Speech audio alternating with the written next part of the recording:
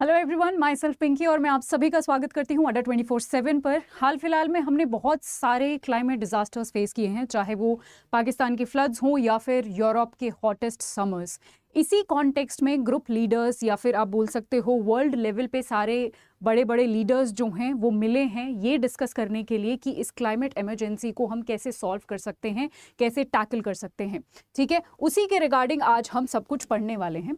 ठीक है, तो यहाँ पर आप देख सकते हो कि हमारी आज की जो अप्रोच रहने वाली है वो ये रहेगी कि इस पूरे टॉपिक की जो अप्रोच रहने वाली है वो ये है। सबसे पहले हम समझेंगे कि ये पूरा COP27 का जो मुद्दा है ये न्यूज़ में क्यों था। ठीक है जी, उसके बाद हम जानेंगे कि COP कहाँ से और कब आया, कॉन्फ्रेंस ऑफ पार्टी का जो जन्म है या फिर आप बोल सकते हो कब से और कैसे शुरू हुआ। राइट, पोस्ट दैट साथ ही साथ हम ये भी जानेंगे कि COP27 जो कि इजिप्ट में चल रहा है 6 से 18 नवंबर तक जो चल रहा है उसमें क्या मेजर की फाइंडिंग्स हैं। राइट, और आपको पता है कि कोई भी टॉपिक, कोई भी मुद्दा हमारा पूरा नहीं हो सकता जब तक हम उस पर इंडिया का स्टैंड, इनिशिएटिव और पर्सपेक्टिव ना जान लें। तो हम ये भी जानेंगे कि इंडिया का क्या पर्सपेक्टिव है। साथ ही साथ at the end of our lecture I will also try to give या फिर we will also learn certain solutions regarding the same. शुरू करते हैं। तो जैसा कि आप यहाँ पर देख सकते हो कि COP27 जो है वो चल रहा है। COP27 कॉन्फ्रेंस ऑफ पार्टी का 27th सेशन इजिप्ट में चल रहा है जहां पर सारे वर्ल्ड लीडर्स मिले हैं। अब ये समझने के लिए कि COP क्या है हमें जो है थोड़ा सा डिटेल में जाना पड़ेगा, थोड़ा सा बैक जाना पड़ेगा। कॉन्फ्रेंस ऑफ पार्टीज का क्या मतलब होता है और ये पूरा क्या मुद्दा है। कॉन्फ्रेंस ऑफ पार्टी समझने के लिए आपको UNFCCC समझना पड़ेगा और उसको समझने के लिए आपको UNEP और WMO या फिर आपको IPCC समझना पड़ेगा। ठीक है जी, अगले 5 मिनट में I am going to make sure कि आपको ये पूरा मुद्दा क्लियर हो जाएगा। तो हम शुरू करते हैं एक बहुत इंपॉर्टेंट बॉडी के साथ जो कि है UNEP, United Nation Environmental Programme. हमें पता है कि ये ग्लोबली सबसे बड़ी बॉडी है एनवायरमेंटल इश्यूज केटर करने के लिए। राइट, जो कि 1972 में बना था। अब UNEP ने ये सोचा कि हमें एक ऐसी बॉडी बनानी चाहिए जो कि क्लाइमेट चेंजेस पर रिपोर्ट्स लेके आ सके। राइट, तो UNEP ने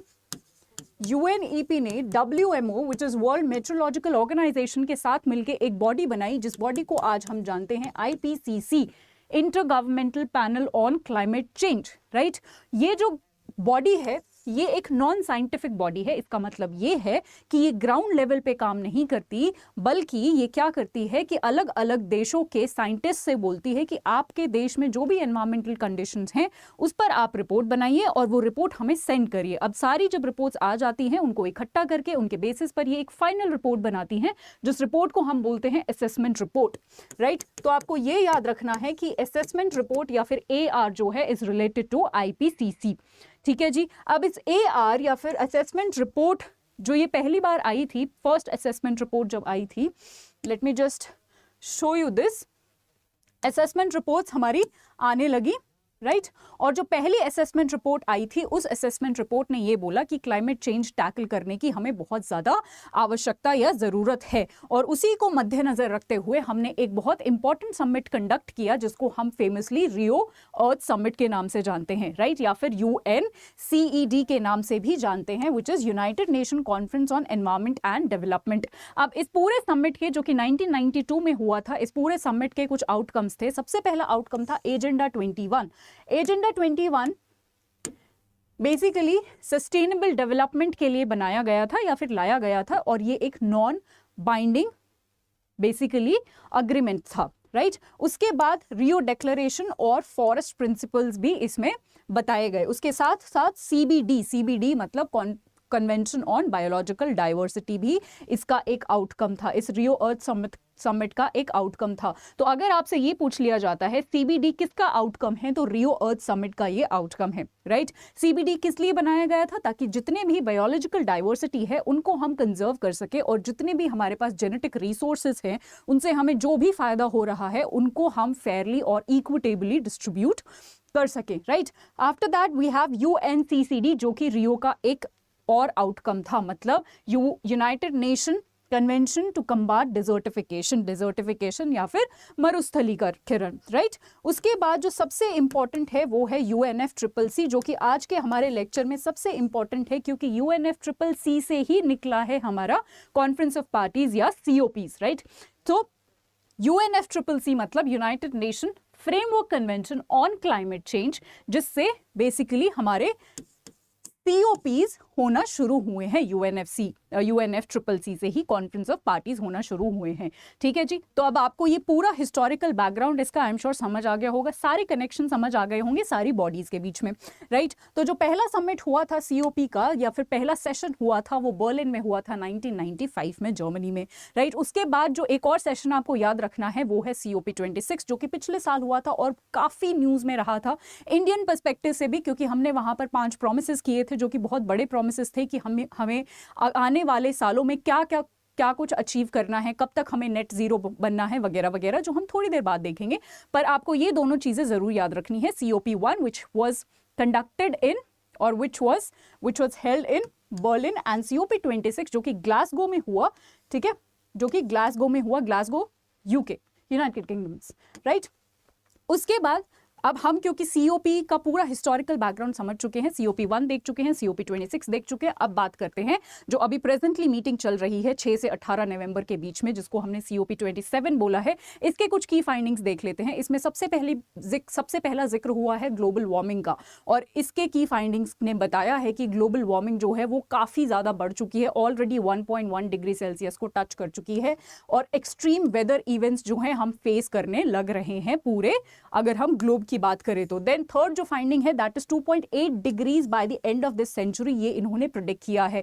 अगर आपको याद हो तो हमने एक बहुत इंपॉर्टेंट अग्रीमेंट हम लेके आए थे 2015 में, जिसको हम फेमसली पेरिस अग्रीमेंट बोलते हैं, जहां पर हमने ये प्रॉमिस किया था एज अ ग्लोबल कम्युनिटी, हमने ये सोचा था that we will keep the temperature rise well below, या फिर जो मीन एक टेम्परेचर राइज है, we will keep it well below 2 degree Celsius and preferably 1.5 degree Celsius pre industrial level. But मुझे नहीं लगता कि वो हम अचीव करने के रास्ते पे हैं। हमें काफ़ी कुछ करना पड़ेगा अभी भी ताकि हम उसको अचीव कर सकें, ठीक है जी। उसके बाद जो एक और सबसे बड़ा एजेंडा था इस बार के COP26 का, वो था लॉस एंड डैमेज। आप सभी को पता है कि जो डेवलपिंग कंट्रीज हैं उन पर ज़्यादा प्रभाव पड़ता है, या फिर वो ज़्यादा वल्नरेबल होती हैं जितने भी क्लाइमेट चेंजेस हैं उनकी वजह से, right. If you compare it with the developed countries जैसे US कनाडा वगैरह हुआ, ठीक है।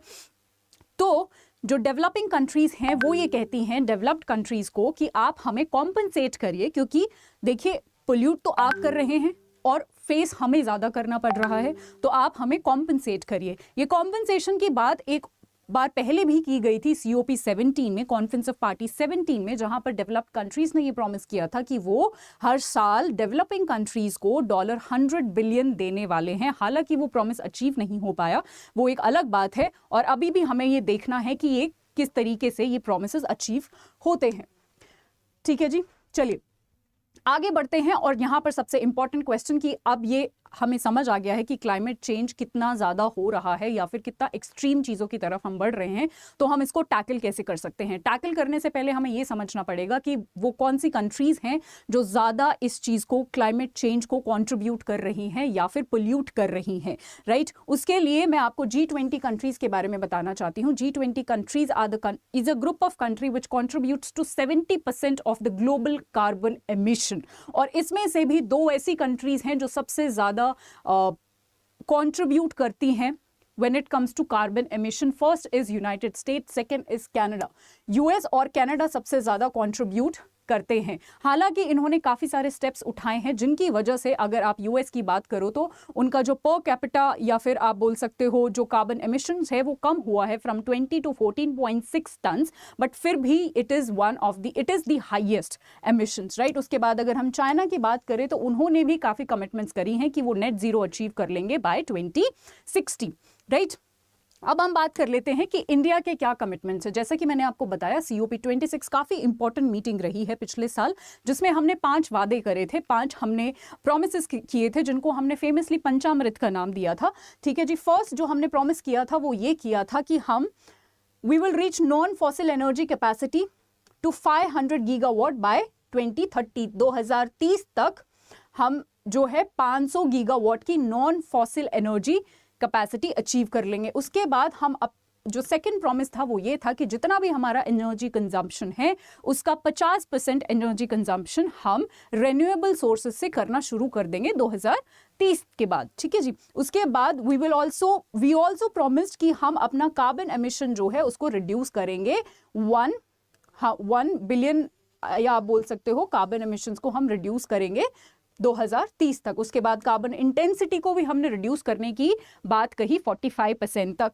ठीक है, जितना अभी प्रेजेंटली है 2030 के बाद, राइट। उसके बाद हमने नेट जीरो कंट्री हम बन जाएंगे 2070 तक। ये 5 प्रोमिसेस हमने COP26 में किए थे, राइट। अब बात कर लेते हैं सोल्यूशंस की। सोल्यूशन की जब हम बात करते हैं तो सबसे पहला क्लाइमेट चेंज को या फिर इस पूरे प्रॉब्लम को टैकल करने का हमारे पास फर्स्ट जो एक पोटेंशियल सोल्यूशन है वो है हाइड्रोजन का यूज करना। ठीक है, तो हाइड्रोजन एक अच्छा सब्स्टिट्यूट है बेसिकली फॉसिल फ्यूल्स का।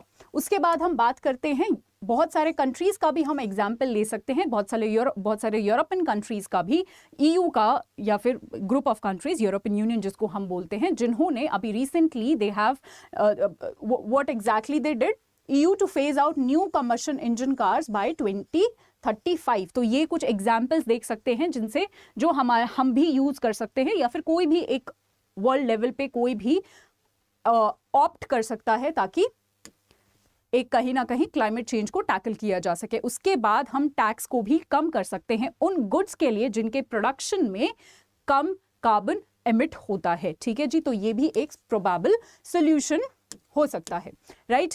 तो मैंने यहाँ पर सॉल्यूशंस की बात की, पूरे मुद्दे की बात की। आई होप आज का लेक्चर आपको समझ आया हो। मैं आपको इसी के साथ छोड़ना चाहती हूँ। आई होप ये आपके लिए काफ़ी इन्फॉर्मेटिव रहा हो। हम फिर से कुछ बर्निंग इश्यूज के साथ आएंगे। Till then stay tuned. Thank you so much.